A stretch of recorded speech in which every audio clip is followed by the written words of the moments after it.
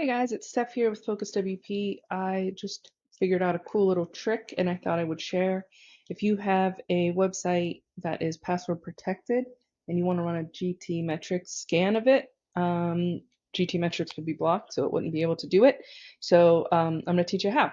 Here is an InstaWP URL that I set up. You can see here, I'm going to go to this and it just takes you right to this login page. I put on a plugin that blocks access to it. So what I'm going to do here is log in,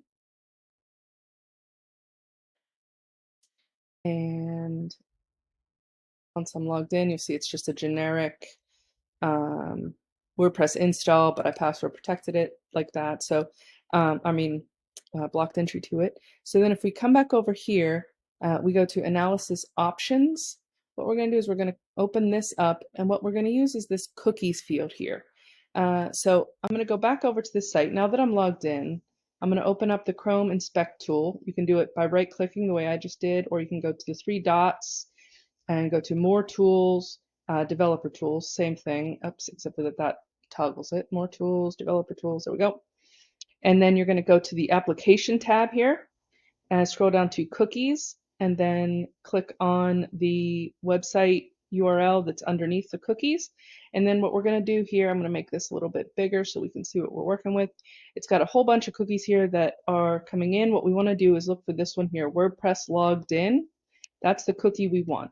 So we're going to double click it here and copy this value, jump back over to dashboard, GTmetrix, paste that in and put an equals.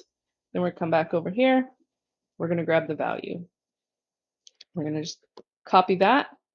And you can see that's got our username in there. So you know that's the one that we're actually logged in as. And then we just paste that in. That little error goes away.